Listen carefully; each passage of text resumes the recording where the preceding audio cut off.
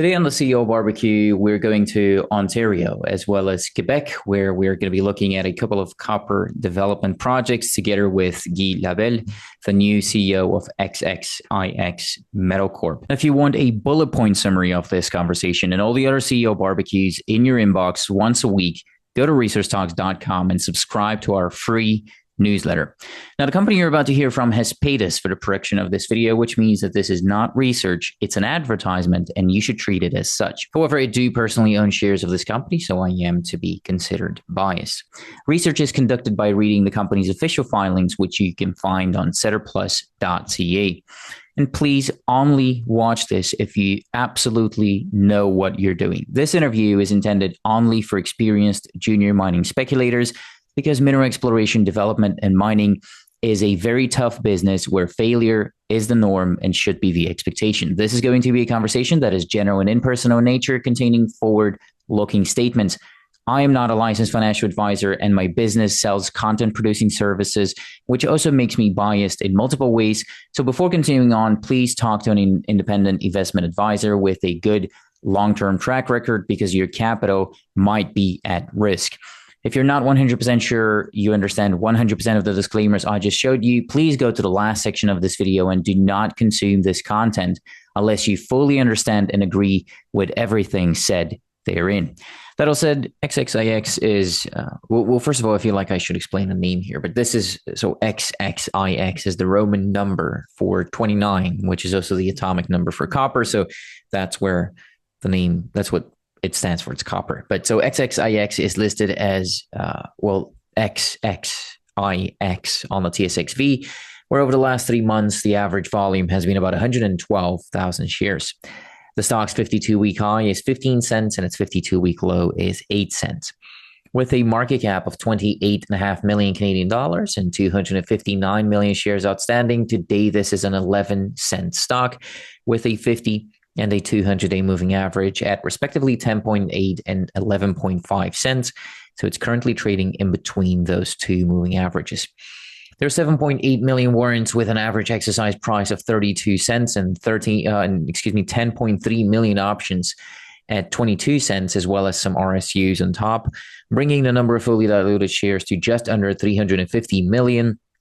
Meaning an increase of about 34% can be expected if all dilutive securities get exercised, which would then result in about a 25.5% ownership dilution if, and that is always a big if, but if those get exercised. And of course, this doesn't account for any future share issuances, which are likely to occur given that this is a pre-revenue company operating in what is a very capital-intensive business.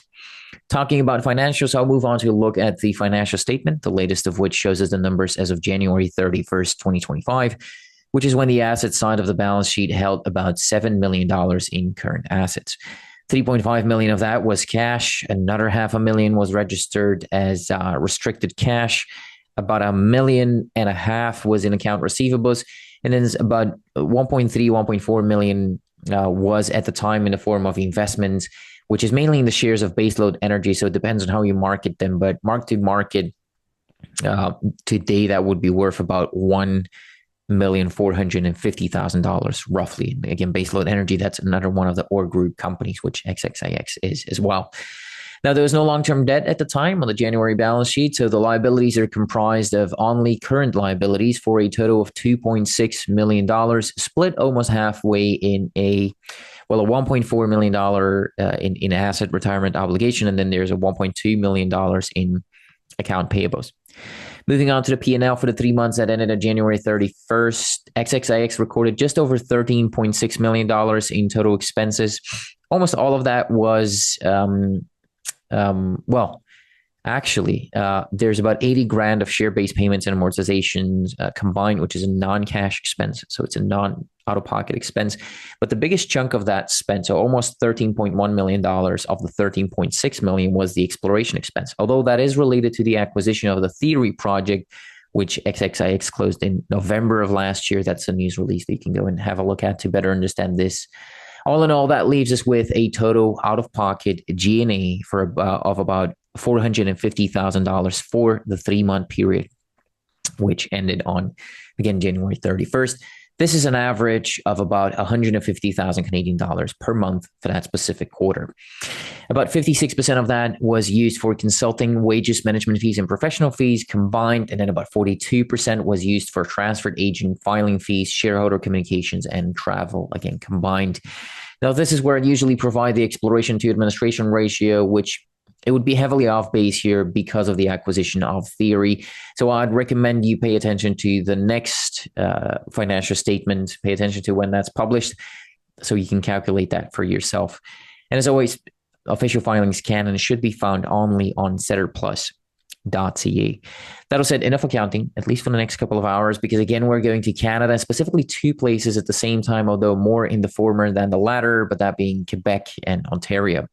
In Quebec, XXIX has what they call the Opemiska project, and the presentation tells me that this is one of the highest grade open pit copper projects in Canada, and it's recently gotten an updated MRE, and a PEA here is expected later this year, both of which will be a big part of the conversation today. And then then over in Ontario, there's, as I alluded to earlier, XXIX holds the Thierry project, which is the largest primary copper resource in Ontario, which they think they can grow. So hopefully an update on that later as well. But as you can see and hear, loads to discuss here today, which means it's time for me to finally shut up and Guy, give you the word. But first of all, thank you for sitting down with me today. Well, I'm pleased to be here, Antonio. Pleasure's all mine. But since, again, you're the new CEO and you and I actually haven't yet had a decent in-depth conversation yet, tell me more about yourself and more specifically, why do you think you're the right CEO for this job? Well, Antonio, I'm a mining engineer by trade and education. I have also a master in rock mechanic and an MBA. I've been CEO of various junior companies in the later part of my life. I've been in copper since, the mid-90s, with a bit with Cambio when they diversified, then Rio Algom, Quadra, Capstone, and basically that's it. I've seen probably 1,000 projects through due diligence.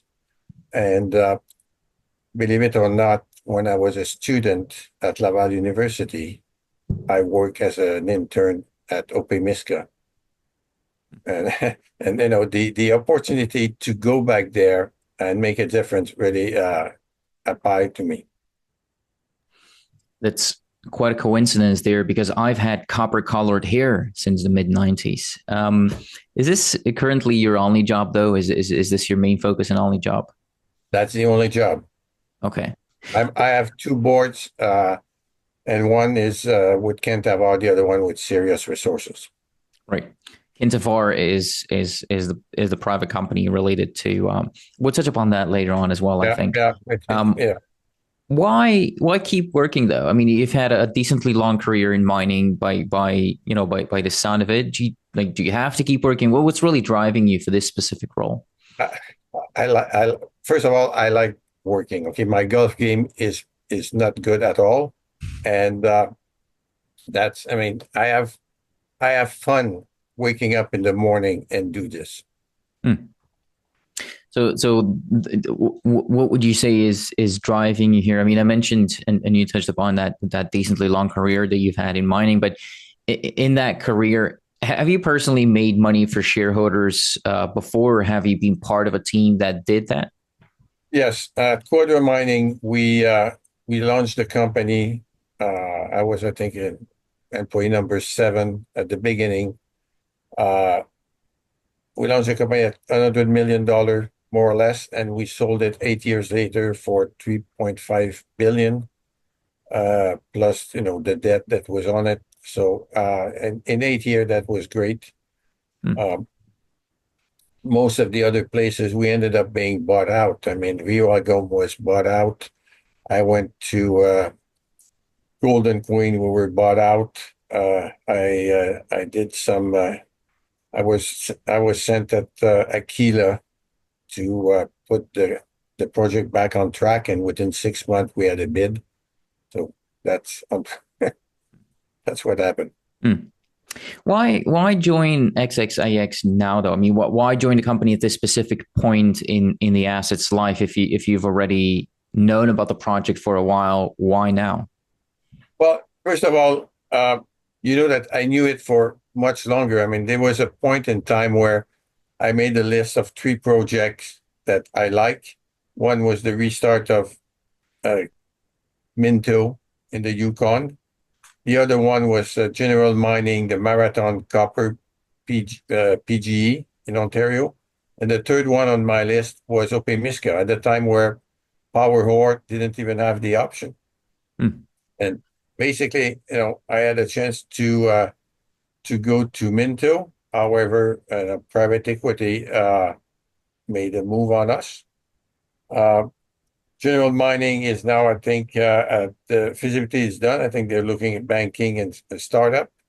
And when the chances, to come up to Opemiska showed up, I had discussion with Stephen for a good part of 6 months, and he said, "No, let's wait until the MRE is out."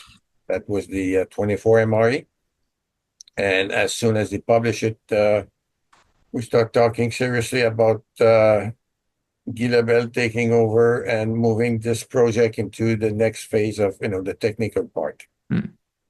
Right, but so why then? I mean, why do you think the MRE is kind of, or the updated MRE, which we'll talk about in depth here in a second, but why is that a threshold for you to join the company, and what is it that you really bring to Well, the table? I'm not an explorationist. I mean, I'm not a geologist. I'm not a guy that could make sense in driving an exploration company, and I will not be a guy that will build a project. I mean, if we bring this to construction stage, I'll leave the room for somebody that knows that. This Mm. is not my core skill. My core skill is in technical and permitting, and I can do that very well. Uh, on both sides of it, the exploration and construction, this is not my core strength. Mm. So what then have you been brought on to do? I mean, what's your mandate, and maybe talk to me about what you would consider or define as success for XXIX going forward. I've been brought in to bring this project to feasibility and permitting, and this is success. Okay. Mm. They risk it to the point where somebody else can look at it and, sign a check without claim. Mm. We'll be back to that and how exactly you get there and what the steps are. I know you've recently got some options. I can see it in the SEDI filings, but I haven't seen you buying shares in the open market. Is that going to change? Do you plan to buy more? I've never bought shares in open market of companies that I've been involved. I'm an insider. That's my personal rule. If we do a share issue, I'll buy some, but I don't buy in the market. Where as insider, you're conflicted. Out of 250 days, you're probably conflicted 220 days. I mean, there's always someone that says you knew something. I'm not personally. I'm not touching this, and it's been what I've been doing. I mean, all my life. How do you plan to align yourself with shareholders then in that case? I mean, I will when we do a share issue, I'll be there. Okay. And Um, remember, at my age, I have to be careful where I put my retirement money. well, in that case, why I'm asking this is because I want you, as the new CEO, to work for me as a shareholder, Yeah, and yes. me means the stock price. So when I ask you about the what you would define as success, you say you go into a feasibility study, finding someone to buy us out. What about the stock price though? In that case, I mean, if the stock drops over 50, let's say 50% over the next year, but you achieve some of the technical goals, is that still a win in your eyes? Yeah. I mean, I've been into this for very long. I don't control the market. It's a long term. It's a long term business, and we're marked every day. And this is where there is some, I would say, some discontinuity. I mean, we'll do our job. We know how to create value. We're going to de-risk this project. We're going to prove that it's a very decent project, and the market's going to have to get up to there. And my job is to help you see the value, but I don't control the market, and I've seen ups and down, but I don't control the market. It's unfortunate, but Well, before we get into some of the specifics here, this might be a good point to kind of give me a step-by-step and just briefly on each point. You can give me maybe a step-by-step plan of action, if you will, for the next 12 months. Like you've published a new updated resource now. We'll cover that in depth, as I said, here in a minute. But what's the step-by-step from now until next summer? okay. So the next step on Opemiska is we're sliding that new resource into a PEA. Okay, this is already ongoing, and we're expecting the PEA to be published in the third quarter of this year, if everything goes well and the contractors can align themselves with the schedule.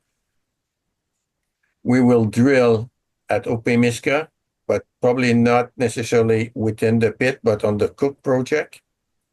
And once this is done and we got the PEA, we're going to start a lot of what I would call the boring technical engineering studies, all the things that need to be done to build up for the pre-feasibility study.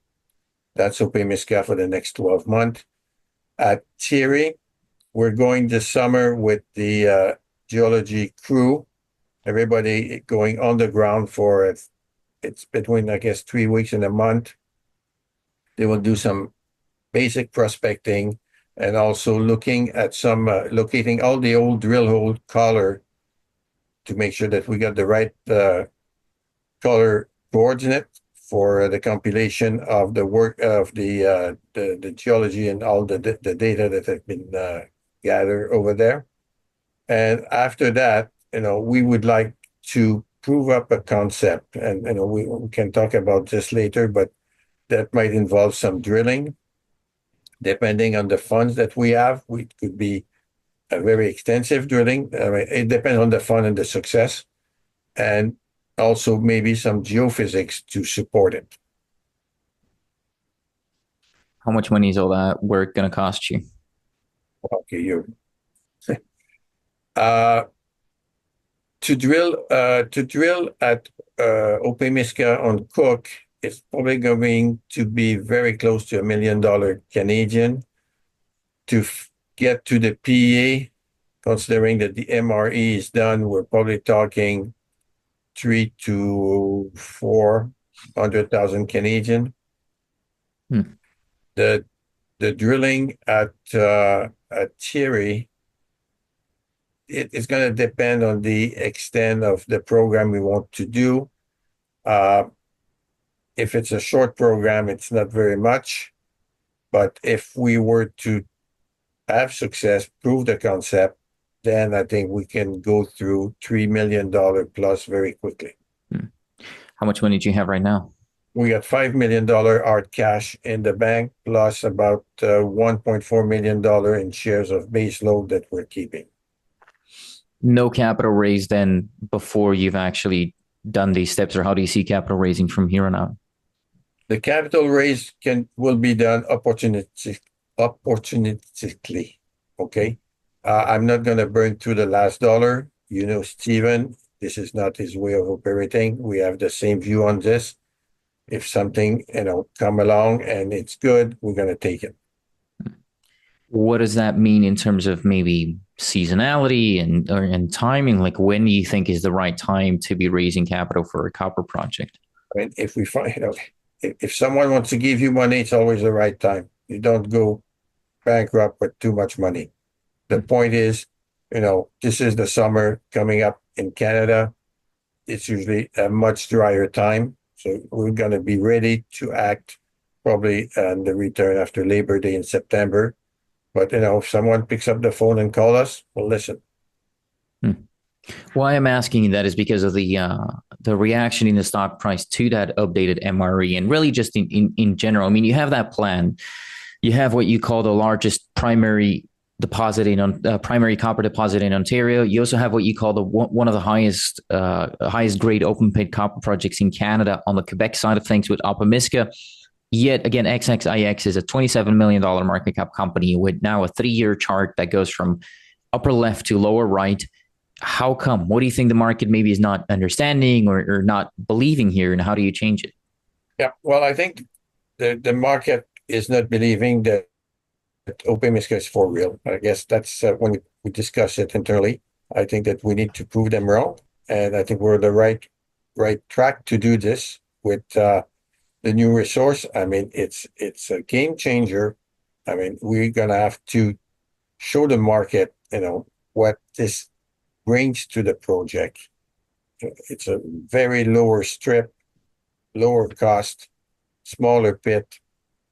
I mean, everything is positive from my point of view as a mining engineer. I mean, I have to pinch myself to see, am I dreaming? Hmm. The stars align. Honestly, I mean, it's the perception. Maybe we really honestly, if the stock went down 2 cents, from 12, 13, maybe more, we have to do something to get the message across. And talking to you is exactly this. Hmm. So you think it's a messaging problem, or what? Because again, you like it as a mining engineer. The market maybe doesn't agree because again, the stock drops on the day of announcing it. So what's really going on there? Well, I mean, I can tell you when I speak to people who know, they recognize that everything that we did is great. I mean, I talked to some analysts, some bankers over the past 3 days. They listen to the speech and they say, yeah, okay, we see it. I mean, no problem. It's clear. So it's a perception problem, and we will solve it. And this interview is part of it. Well, you bring up a good point here, talking about the maybe the institutional investors here, or larger parties. What about someone from a larger company? In this case, I mean, you've worked with large companies before, so I assume you know the way the machine functions and thinks about these things. If the assets are as good as you believe them to be, why hasn't a major already taken you out, or at least proposed a JV or something? Well, we are talking to various strategics. Okay, they've been in the data room. Well, the major will look at things that can move the needle on their own production and share price. We are in the, I would say, smaller end of the production in terms of tons of copper produced. It will be a small pit and a small producer. And the kind of people that will be attracted by this are some other juniors or uh, the lower end of the copper people. Hmm. Who would that be? Who do you imagine? Is it the seeker, or who? I mean, I'm just throwing out names, but who is it? Well, I mean, we've talked to a lot of them, and I cannot name anyone that is in the data room right now, obviously. What would then? Are you thinking that they might be interested in a full out, in a full buyout, or would it be a more of a JV situation? What do you think happens here? This I'll put my cap of business development guy for Hmm. quarter mining and capstone. This is not.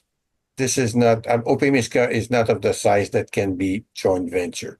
It's too small. Okay, there's not enough for to share. So it has to be someone that will be a strategic in the company, and at some point will say, that's fine. It's their risk. I like it. I know what I can do with this. I'll buy it. Hmm. Well, but the XXIX story is not only Opemiska, right? That's kind of what the whole pitch behind the combination of the two assets was, Thierry and Opemiska. So if a deal happens, does it happen? And again, this is way forward looking and a lot of ifs and buts, but if it happens, does it happen on an asset level or does it happen on the company level? Uh, we we will not decide for this. I mean, we'll take the offer that comes in. But I will tell you, if someone is interested in the asset, it will make a bid to get the asset. I mean, the way I've structured things in the past, you make a bid for the company and you have a stop go and you return the rest of the asset to the original shareholder. Hmm. Yeah, That's usually how it works. yeah. That's fair. And again, I think it's too early to maybe talk Absolutely. about these things. But let's maybe talk about one of those stepping stones, or the stuff that happens in between that you mentioned earlier, which was the new updated MRE for 2025. And off the bat, what I saw in this when I opened the resource is that your indicated resource for the input constrained portion of the deposit is quite a lot less than the same number from the 2024 resource. So how come? What happened there? Okay, so let's start at the beginning.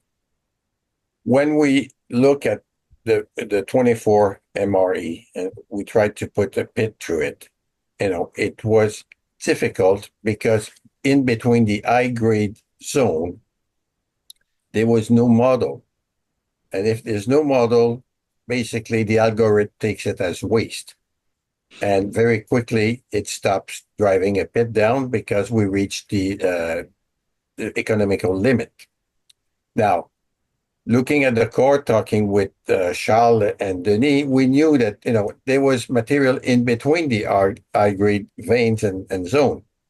Simply, we never consider bringing it into the model, which we did. Now, why do we see the high grade coming down from about in pit 87 down to 62? That's 25, more or less 25 million ton that have been vanished from the statement.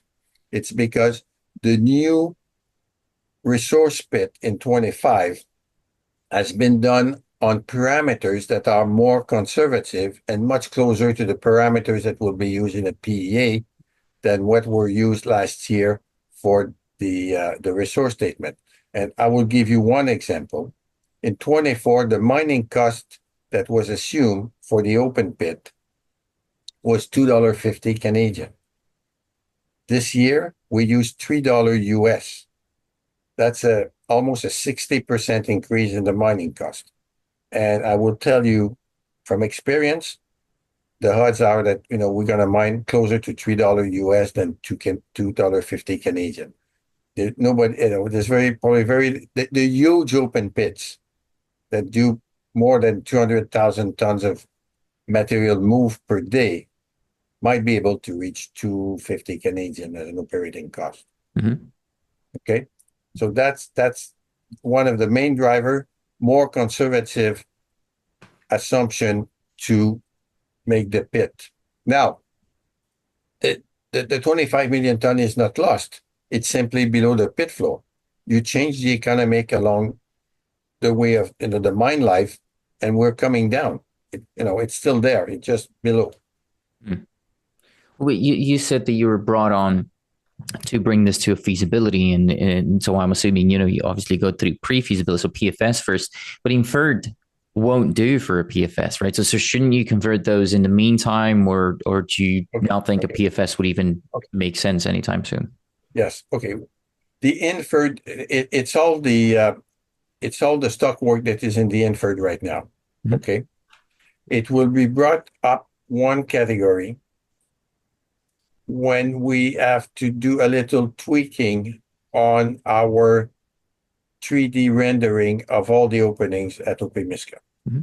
Let me be clear on this. The new QP is, I would say, a more conservative person than the previous QP that did the resource. He noticed that our underground rendering of all the openings, the drifts and the stopes that were done very early in the project when you start doing the compilation, way before my time, there was a little design assumption that was wrong. What we did to go fast, and that's very simple. You look at, for example, level 15 on Opemiska, let's assume is 1,500 feet below surface. They draw a straight line to put the level plan on. While underground, the levels are not flat. They have a sloping angle towards the pit, something around between 0.3 to maybe sometimes 0.5% grade, so that the water flows back to the shaft, get captured and pump up. Now, believe it or not, when you're kilometers away from the shaft, the assumption of being flat versus having the right slope makes the drilling station in the drift appears outside of the drift when you look at the coordinate. And because our openings are not aligned with the real coordinate of the color of the drill hole, basically the QP says, I cannot put this in the indicated category. And the same thing, the high-grade resources were dropped down by one category because of this. To remediate to this, at the pre-feasibility, we need to return to the drawing board. And, we already had quotes for this. And at Thierry, it's going to be done the right way. We have to, go back and basically take our 3D rendering of the openings in the mine and skew it a bit, towards the shaft. And same thing from Perry and Springer, get them back where, they need to be, redo the resource, and we'll be okay. Okay, that's the first thing I asked Pierre-Luc Richard when he handed us the resource statement. Now for PE, you can use the inferred, no problem. But sure, when we go to the PFS, they'll all be backed up. We know what we have to do. That also probably, or this actually might be a good point to talk about the pit walls, because the pit walls now also appear steeper. How is that going to evolve into the PEA?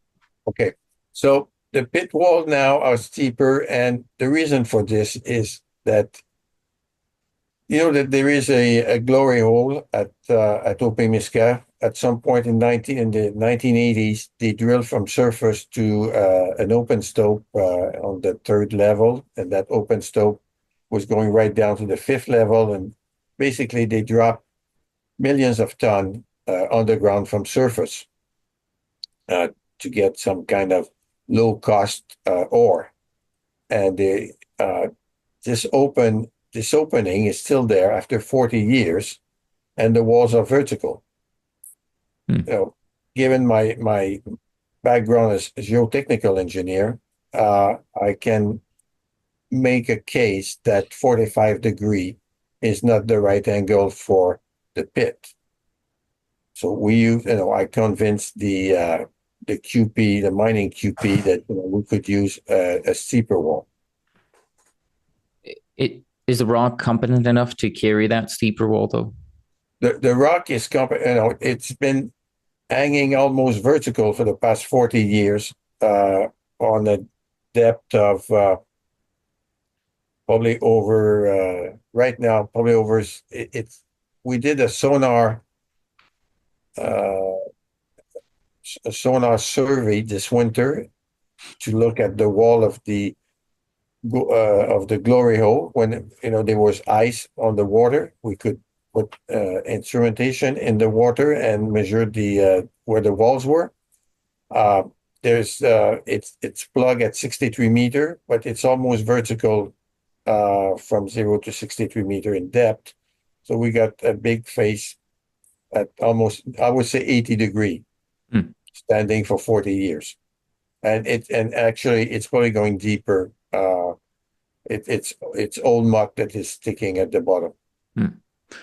But then you're going 50, so why not go even more than in that case? No, because the pit's going to be hundreds of meter in depth. Sure. So you can, at the end, it's going to be somewhere between 45 and 55, all in. Okay. Well, 55 is interesting. As long as we stay in the rock in which the mine is right now, we're fine. It's a very competent rock.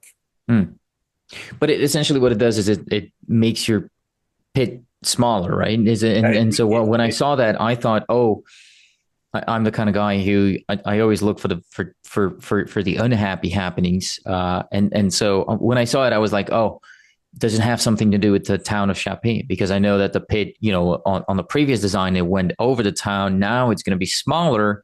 So how does that work? Okay. It has no impact, Antonio, because this is a resource pit. Okay. This is not the one we will mine. The one we will mine would be even smaller. remember, on a resource pit, they will do the pushback, and the last pushback, it's a break-even tonnage, and we never go there with a mining pit. We step back, a few steps. We want the last pushback to be profitable. So the real mining pit will be even smaller and tighter. There's also a highway, right? The highway that goes into the town.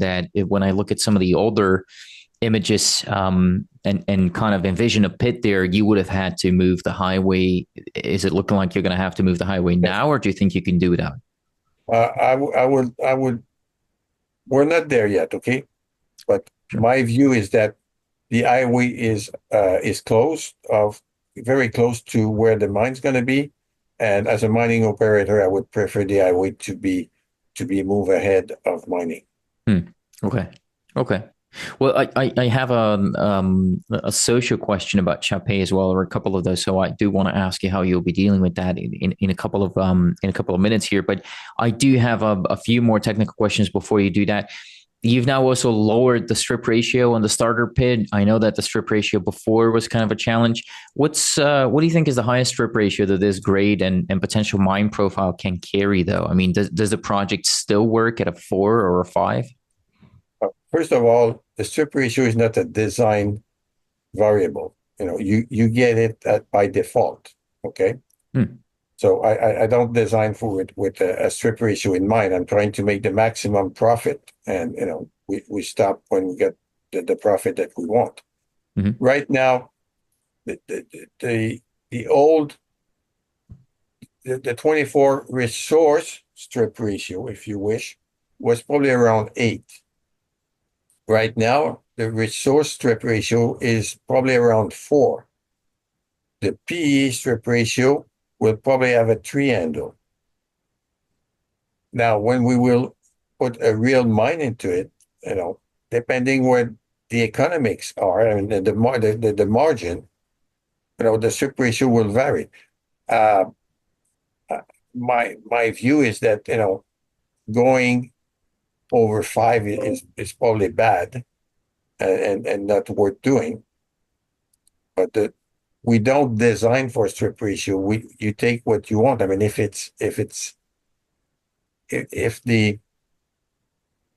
the block that you're freeing happens to be very high grade, it can afford to pull 5 or 6 waste block on top of it. If you're at the marginal end, if you're in the stockwork at 0.4, it cannot support a very high strip ratio. But again, if to get to 2% copper at the bottom, sure, you'll make the calculation, but it's a result of an economic assessment. It's not a design variable. But then still, what do you, I mean, if there's any guidance that you can provide here, that'd be interesting too. Like, does it work at a 5 or a 4 or a 6 or something along those lines, given the grade? It probably works at a 4, easy. Okay. How confident are you that this new, the lower grade stuff, really, the lower grade stockwork, how confident are you that it will be economical at today's operating costs in Quebec, though, especially considering this, what are you working with, 0.15% copper equivalent cutoff? Well, the operation cutoff is going to be much higher. It's probably going to be around 0.22, 0.25. Okay. The resource statement is to give you a view of what is the maximum potential economic package that you have. All right. When we start mining, we're looking for the maximum profit, and a lot of the low grade will stay behind. But remember, the stockwork has a grade of roughly 0.4 equivalent. Okay, so let's use my calculation is this: 1% is 20 pounds of copper recovered and paid. Okay, just to make quick number, So 1% is $80. 0.4 is $32 US. Okay, so we can make money with a margin, at $32 US, especially if it's surrounding a 1% material. What is it? Why and I would tell you why it works, okay? Because we tried it. Okay, we're not crazy. Last year, when I was trying to put the pit into the 84 MRE, and I was stumbling, and I knew that there was stockwork, we gave our drill hole data to a consultant, and we say, give me some blocks in between the structures. Forget the 1% material that we already have an MRE on it. Just create blocks in between some of those structures and give me a tonnage and grade. Okay, quick and dirty. And they gave me 25 million ton at 0.37 equivalent. Okay. We put this into the cruncher, and suddenly I've got 90 million ton of 0.65 going to the mill. So this material just helped drive the pit lower because it was pay material at 0.37. So what does it cost to move a ton of rock in Quebec then? I mean, it's going to be about, pick a number, $3 US. $3 US. Okay. Yeah, right now, just to keep the thing simple, I'm taking the Canadian dollar out of the equation.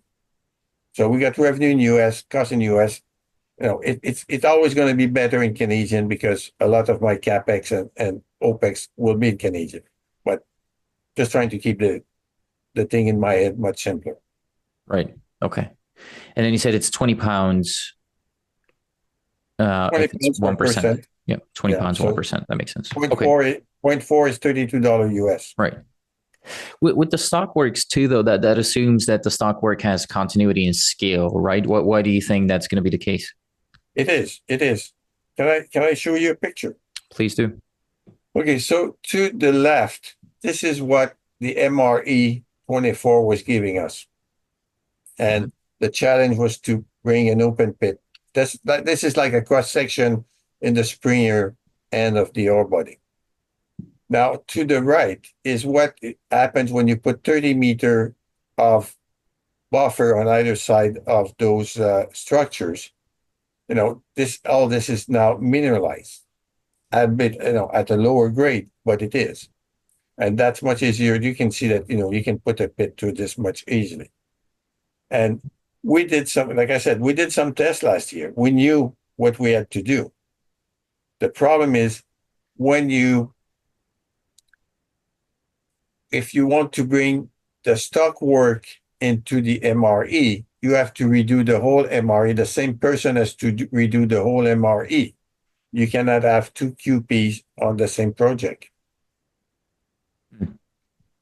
What are you using to come up to this conclusion? What are the criteria, I guess, that you're using here? Is it grade, alteration, structure? They can see it. They can see it in the drill hole. Okay, you're coming in, and basically you get all those little veining that have value into it. Okay, and then you get to the big structure, and then you get out of it, and you get that cracking that is mineralized at lower grade. Sometimes you get a nice little shoot, and then you get to waste, and then it restarts again. We could see it.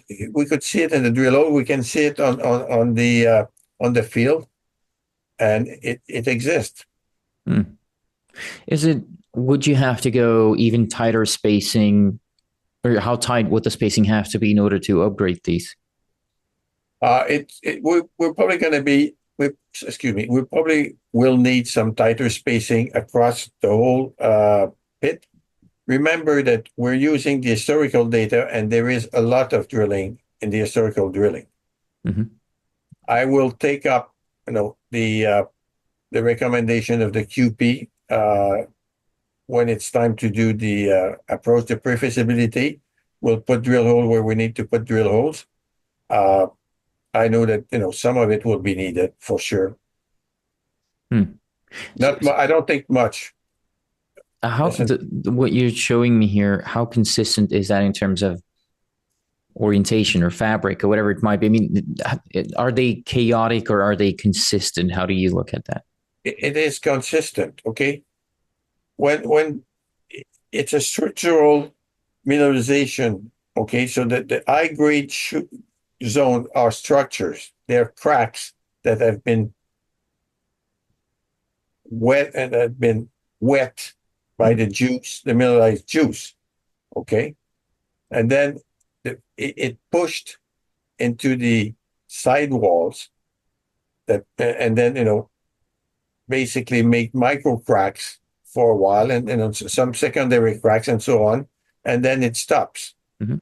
when the pressure is not there. But all those zones, it's everywhere.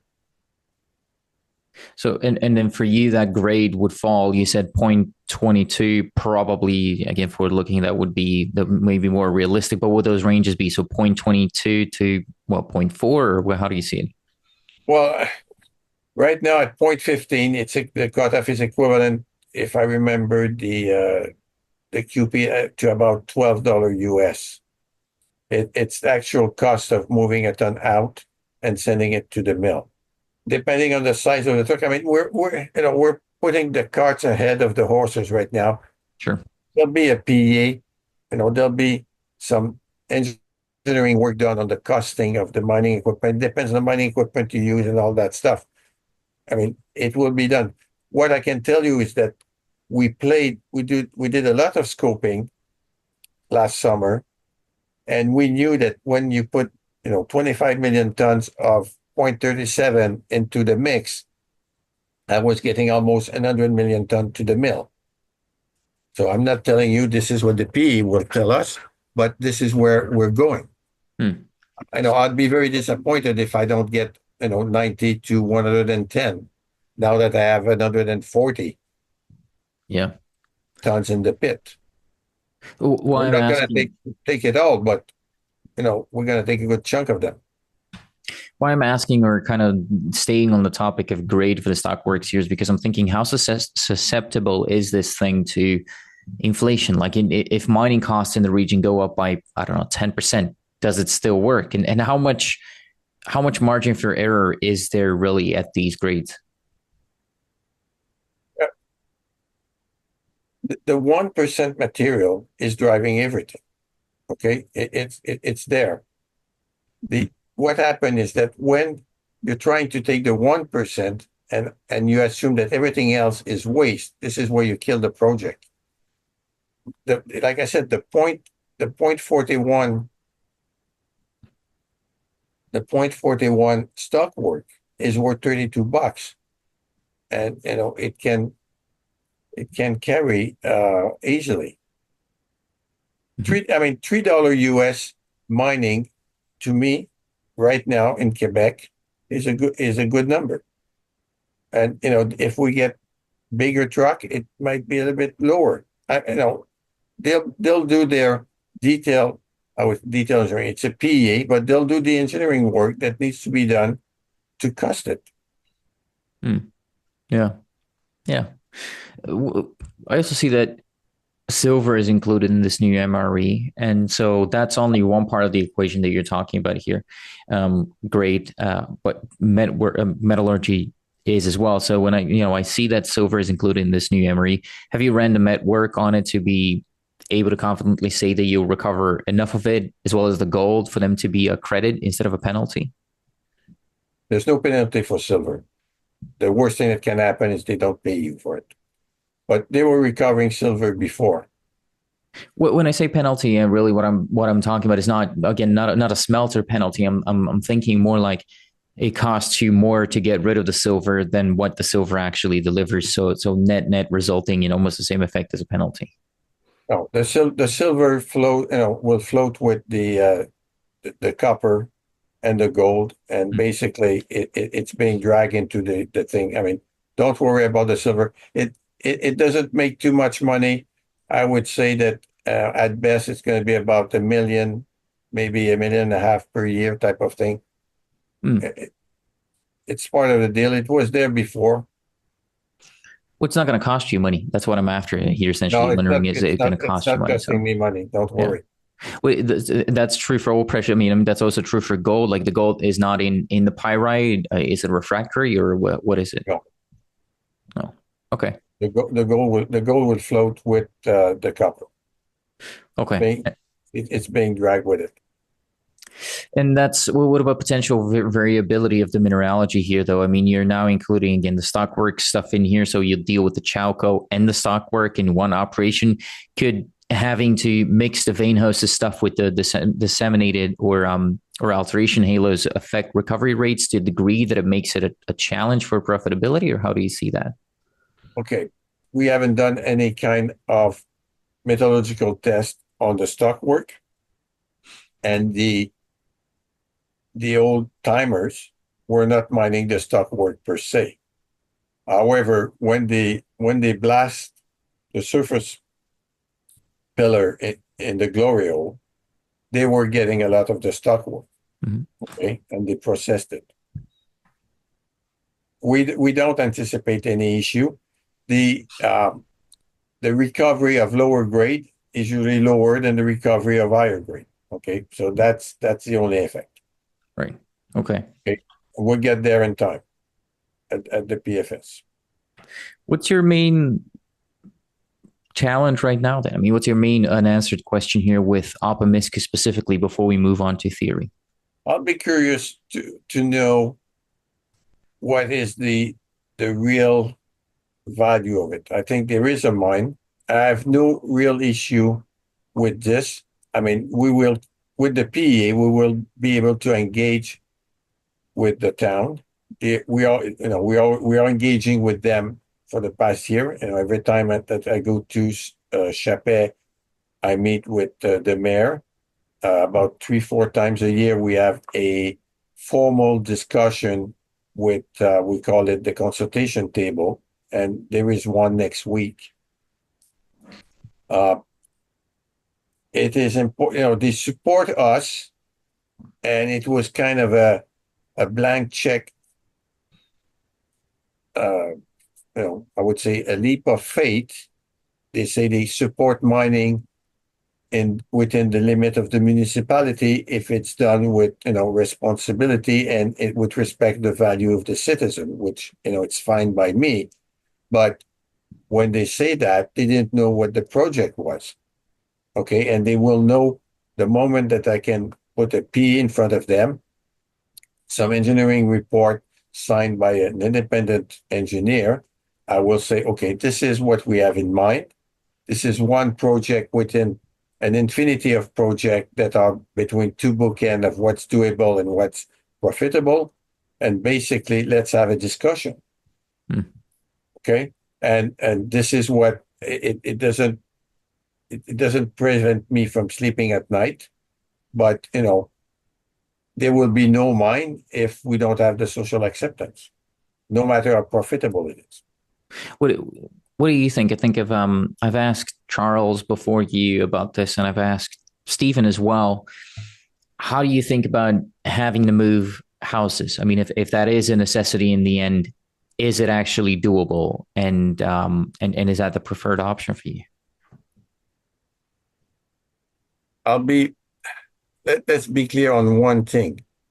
I will not move house.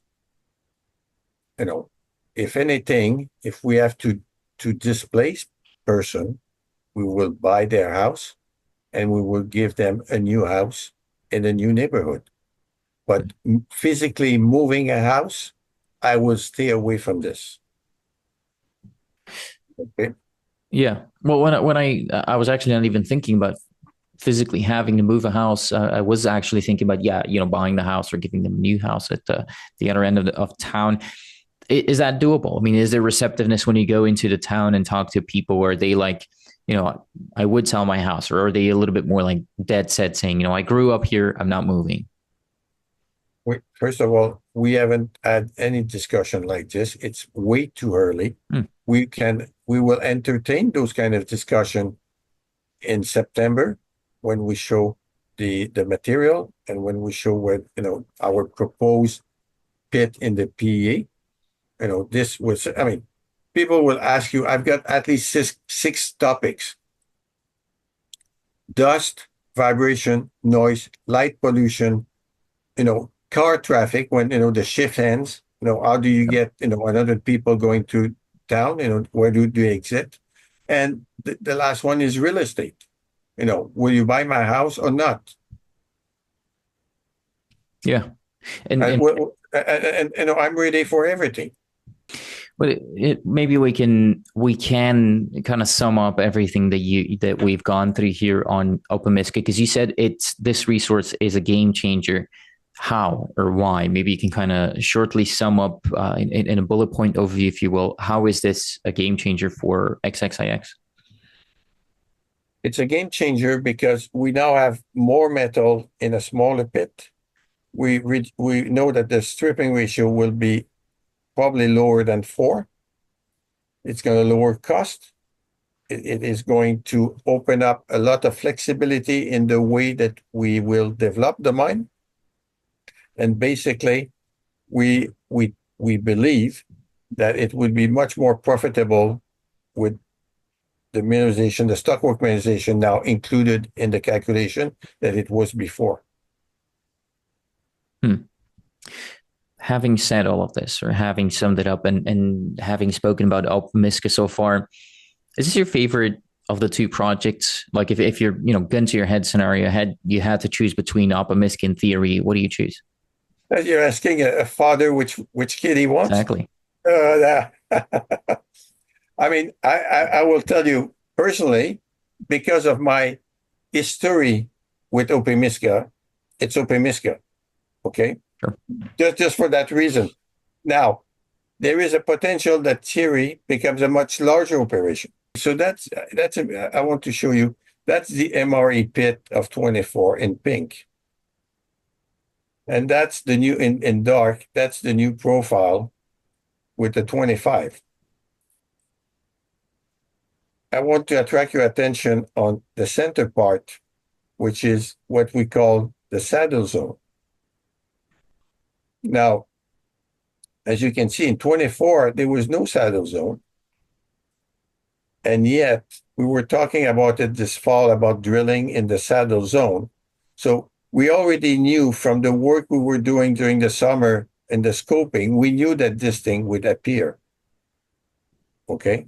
Because of the costing we're doing, because of the simulation that we were doing, with I would say more realistic operating cost, the center part of the pit doesn't kick in. Mm-hmm. Okay. And this is where your 25 million ton missing are. Here, maybe a bit here, and maybe a little bit here. They're still there. Change the economic, we'll get them. Let's maybe, we've been at this, Guy, for almost an hour now. Let's maybe talk a little bit more about Thierry then in that case. There's a new geological model there. Walk me through it. What's new? What's happening there? Okay, so again, like Opemiska, Thierry comes with a lot of history. There's about 250,000 meters of historical drill hole to look at, recompile, set in their proper location. A lot of the database is either missing or wrongly filled. I mean, for example, some people have a positive dip that goes to the sky, and some other people have the positive dip going into the ground. There's a lot of cleanup to do. So we start doing this. We start doing it on K1, okay? And we gave K2 to consultants so that they can draw the underground openings properly. You know what I'm talking about now. Mm-hmm. And locate all the drill hole color, check them, verify, make sure that they're at the right location. And, we'll be able to do the compilation of the interpretation of K2 eventually. But the price is K1. At K1, initially, an MRE that was done around the 2011 years stated 53 million ton of 0.38% copper plus nickel and PG's material. That doesn't sound very good for anyone. Mm-hmm. However, when the geologists start putting all those things together, there were also a set of drill holes that were drilled by various operators between 2011 and the moment that Cuprum took over.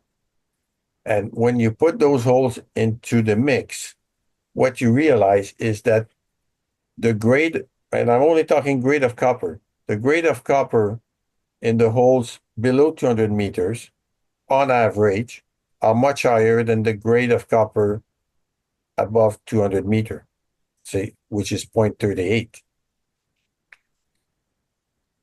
What that tells you is that the grade increase with depth. If the grade increase with depth, the first thing the geologist says, let's go and drill, which, fine. Now, if I behave like it's my money, I say, wait a minute. You will not have a drilling program that is like a shotgun approach and, drill everywhere trying to understand, without having a model. So I get the guy to step back and think about it, get to literature, talk to specialists. I mean, people that, know the copper nickel PG. We spoke to a few of them, and believe it or not, someone pointed us towards I guess it's a presentation. Anyway, I've seen a PDF of it, but it's a compilation of model for copper nickel PG ore bodies. Everything that is in the happens in the world, and one of the models seems to fit what we're seeing. Mm-hmm. We need to prove it, and one way of proving it will be to drill on a few sections a ring of holes at depth. The model is I would call it simplistically a canoe model, where the highest grade is at the bottom of the canoe at the keel. And as you go down at depth, the thickness of the ore body will reduce, but the grade will increase. Mm-hmm. Okay. And that's, and again, you're not talking to a geologist, and I know just enough to be dangerous. This is what we have in mind right now. And the way to prove it is to drill a few rings of holes at depth and see if, the model stands. If it stands, now it's go ahead. You can spend as much as you want as long as I have money. We should, the K1 is 1.4 kilometer in length. I already have a QP that told me if you drill at 70-meter center, I can put this in indicated. So there could be a very serious program, and I would say as deep as 500 or 600 meters, depending where the bottom of that thing is. The good thing, I mean, it's perfect for an open pit because it comes down with higher grade and narrower thickness, which is perfect for an open pit. And the lower part, higher grade, pays to lift everything above, which is low grade but still payable metal that you can send to the mill. And this structure dips at 55 degrees, which is a very interesting dip for mining. One of the wall, and it's a longitudinal ore body. There's no opening. Nobody has mined this before. It's very good. So if this stands, there is already almost as many tons there than there is at Opemiska, and we haven't drilled a hole yet. Mm-hmm. This is why we're very excited. It is quite a bit of a different model here than what was there, than what came before it, though. How confident are you personally in this model? Again, understanding that you're not a geologist, but a mining engineer, how confident are you in this before you drill test it? Well, I would say I'm fairly confident. Okay. And the other thing is, let me take a piece of paper. Well, this is the canoe view, okay, and we would be drilling from the side. Now, in space, this is not horizontal. We believe that it's plunging from K1 towards K2. Mm-hmm. All right. And there was some geophysics work done in the past. I mean, the guys that were there before us are not dumb. They knew we're on the same structure, and we're 3 kilometers away, and they put the geophysics on the straight line, and it lights up. And they drilled it, and they got nothing because they were probably drilling too high in the system. And if it's plunging from K1 to K2, you need to go very deep when you're doing the drilling towards K2. Mm-hmm. But right now, let's focus on K1. If we prove the concept, we'll blanket the side of K1 to get the full value of what we have there. Eventually, as this thing plunged towards K2, yes, it could be going this way for a while, and then coming back up, and it may not be a straight line. It may disappear for a while. We're not going to make an open pit all the way to K2 anyway. There'll be there's a limit of how much an open pit can be. But if we get 200 or 300 million ton, we have a mine. And then the underground mine can be redeveloped by a contractor. And instead of trying to run it at 4,000 tons per day, you can run it at 2,500 tons per day and bring the material to the mill at a grade that's going to be maybe 2, 3, 4 times, hopefully not 4 times, but 2 times the grade of the open pit as a sweetener. So this is what when I close my eyes and I dream about Thierry, this is what I see. It's a long way ahead, but initially when we bought it, we were thinking, fine, K2 had a PEA done in 2011. It had a 25% IRR. All the numbers were wrong today because 15 years have passed. We could have reset that study and look at what it meant and maybe develop an underground mine. But now we're looking at it totally different with new set of eyes. Mm-hmm. And it's easy mining. I mean, it's at some places right now, it's almost 300 meters in horizontal width. Mm-hmm. So you're coming with, the big trucks, and there is no waste from one side to the other side. Are the deeper grades consistent across the entire zone, or are they kind of isolated high-grade pockets? We don't have drill hole data at depth across the whole 1.4 kilometers. It is standing in one corner. So and basically, this is why we're saying it might be plunging. Now, there's plenty of open gaps at one end that needs to be tested. The trend right now is the grade increase with depth. Let's stick with the fact, and we'll test this. Mm-hmm. If we drill and we get something that is unexpected, we're gonna have to stop drilling and think about it and find a new model, because at one end of the 3-kilometer zone, you've got, I would say, a narrower, deep, richer ore body where copper grade is 1.6. 3 kilometers away, you have something that is around, let's pick a number for the sake of argument, 0.4, 4 times less grade, but much bigger. I need an explanation. I don't want to send a geo on the field with a drill and find more 0.4. I want them to find the 1% copper. Mm-hmm. So you need to think at what you're doing. You need to have a model. I mean, we're not going to shotgun holes over there. It's very expensive. We're not going to shotgun holes over there all over the place without knowing what we're doing. Mm-hmm. Money is rare. It's entrusted to us by the shareholders. I don't want to spend money if I don't know what I'm going to get for it. Mm-hmm. Would the metallurgy be similar, or well, is your expectation that metallurgy is going to be similar across the two zones, or that they can be processed in a similar way?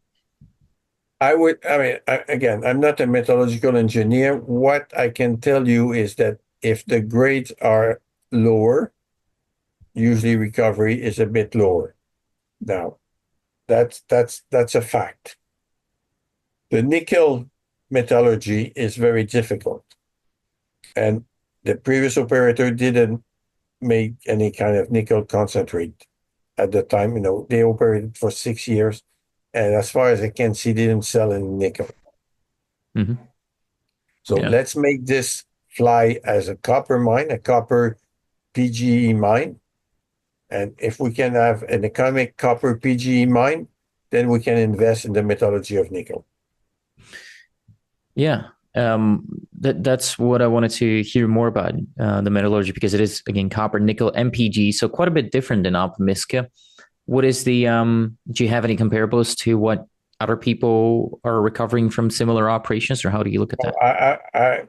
I would say there's a few copper PG mines in Ontario. I mean, one being Generation Mining, the marathon project that they're starting.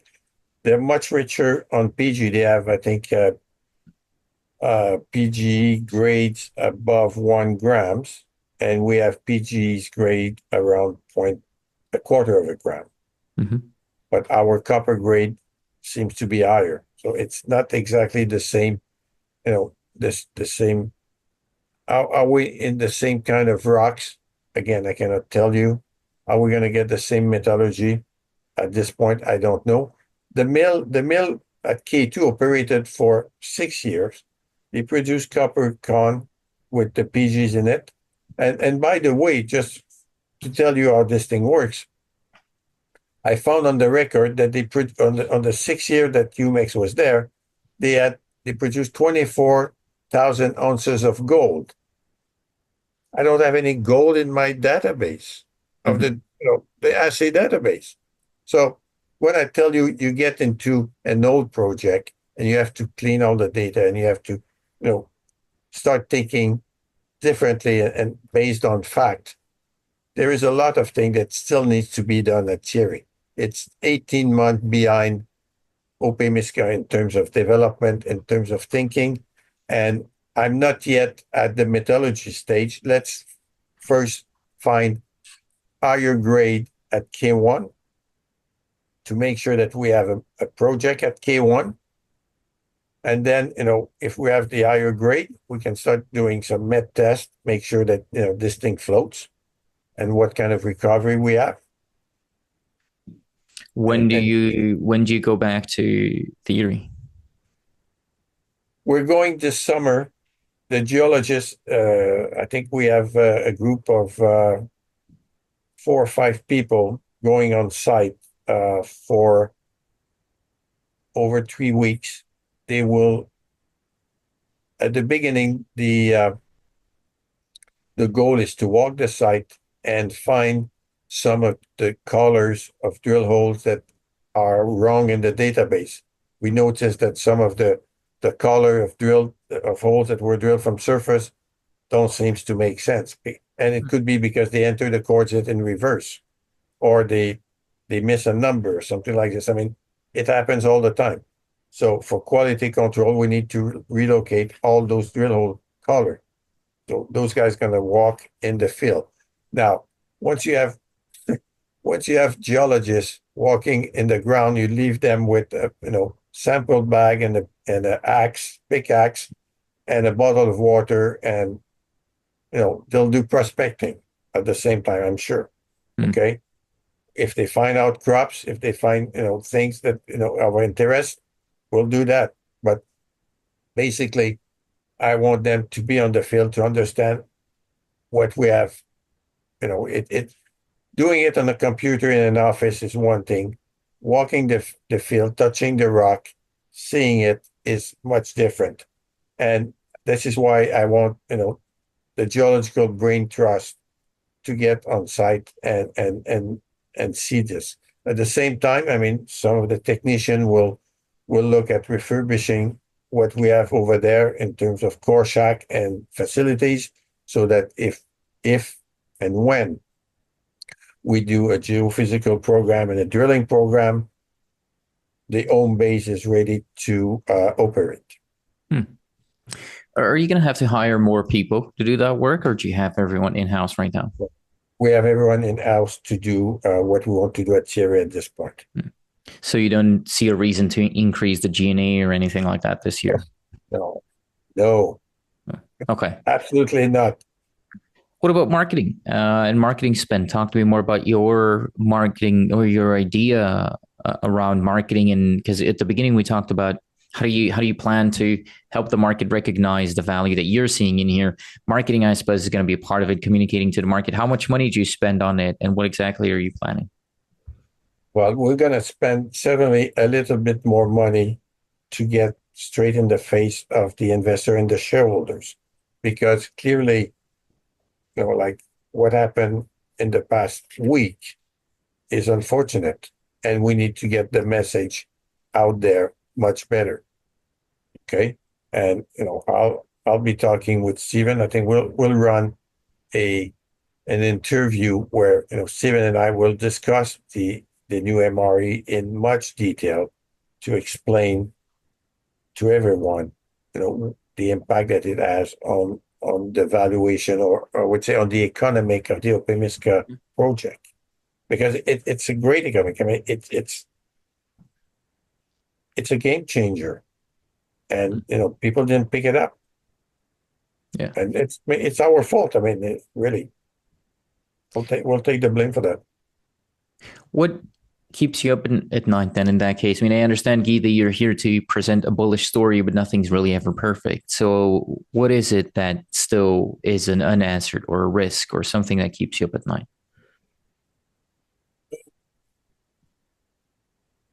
At the end of the day is to make sure that we got enough money to do what we want to do. Okay. We depend on the investors, and there is a lot of very expensive things that are coming at us. All the, to advance all the engineering for Opemiska is not free. Yeah. And a lot of it has been postponed, but now it's going to be time to do it. And Thierry, we can drill the concept, test the concept at Thierry, but if we're right, damn, we're going to need, $3-4 million to drill K1. Mm-hmm. Yeah. I mean, technically, there's nothing technical that keeps me awake at night. I'm very happy with our relationship in Chapet, and I think that the moment that we can sit down with them and show them a fair proposal and hear them back, we're going to adjust, and that would be part of all the trade-off study that we need to do at the PFS level. But I mean, that doesn't keep me awake at night. You're expecting a PEA for Opemiska within 3 to 4 months from now, if everything goes as planned. What about in between? When do you think we're going to have another conversation, and what would we be talking about? You can call me anytime you want. Sure. When are you going to have some news to talk about, though? When we have some news to talk about, I would say that in August, when the geological crew comes back from Thierry, it'd be interesting to touch base and see what they have found, what they think. But maybe it's going to be same thing as we have now, but we'll see if they find something. I know that when I visited it for the acquisition due diligence with Antoine, which at that time was a Cooper employee, he showed us some outcrops that are nowhere on the maps that we have right now, and that are mineralized. So, is there other things out there, and how do we, if if the Thierry ore body is the model that we have that says it's a canoe, we only have one side of the canoe right now. Where's the other side? And, I would rather have the team find the other side than go after the plunge of the side that we have. Because the plunge of what we have is going to be deeper and deeper. And at one point, it's not economical. And we're talking underground mining and all that thing. But the other side of the canoe, where is it? Is it on our property? It's like it's a new concept, but once you buy into this, you have to do the next step. So it's a canoe shape. We have one half. Where's the other half? Yeah. So news about where the other half might be. Oh, those guys, I mean, they're going to listen to the interview and say, what? I have to talk to them after we're done. Yeah. No, I mean, this came to me this week, when I was repeating the same thing over and over again. And then, during a break, I was with an associate, and we said, hey, where's the other half of the canoe? That's fair. It'd be good to see some news on that. It'd be good to catch up in a couple of months' time as well, Guy. It's very good meeting you and actually having a long conversation here today. What am I forgetting to ask you, though? What did you come here hoping to talk about that I failed to bring up? Well, I mean, the important thing that I want to do is that, there's a game changer at Opemiska. I mean, maybe I failed in communicating this in the press release, but, if shareholder wants to know more, and I can explain to them in detail, Stephen and I will have an attempt to do this next week. But at the end of the day, we have two great projects in one company, which, it didn't happen very often in my life. I'll tell you, I'm very happy. Let's put it this way. I'm very happy with the job I have right now. Well, I really appreciate you sitting down with me today, Guy. It was a pleasure. Thank you so much. Thank you. And as always, thanks to everyone for watching Resource Talks. I have a couple of more things to say, though. The fact that this company was interviewed here today does not mean that they're necessarily a good or a bad company. I'm not here to endorse nor attack anyone. I am simply here to ask some questions. If you find that I have failed in asking a question that you would have liked to hear an answer to, which will happen as I'm not an experienced interviewer, please let me know and I will try to correct that mistake in a future interview. As mentioned at the beginning, please understand that mineral exploration and development is an extremely risky business. Losing money is the norm and should be the expectation. This is a very complex sector, and the performance of individual companies typically depends on many different moving particles, including company-specific factors like geology, financing ability, and many others, really, as well as particles that are outside of the company's control, like geopolitics, macroeconomics, commodity prices, and many more, most of which are nearly impossible to fully understand. Moreover, these companies that typically get interviewed on Resource Talks are in the pre-revenue stage, which means they rely on the public markets for the financing of their operations, which could result in shareholder dilution. Furthermore, as a general rule of thumb, you'll be better off understanding that all company communications online, albeit this interview or their website and their presentation and their social media accounts, or even the social media accounts which you thought were your friends and then told you about a stock, everything really that these companies do is intended as marketing. And although I do not make buy or sell recommendations because there is a clear conflict of interest given the nature of my business, many out there do. And you should be aware of that inherent bias and you should be careful out there. That bias is not always going to be clearly disclosed with everyone out there. So it is safer for you anytime you're watching any type of company specific content to approach it with a dose of skepticism and assume that the party telling you about it is biased in at least some shape or form, because there will always be a bias.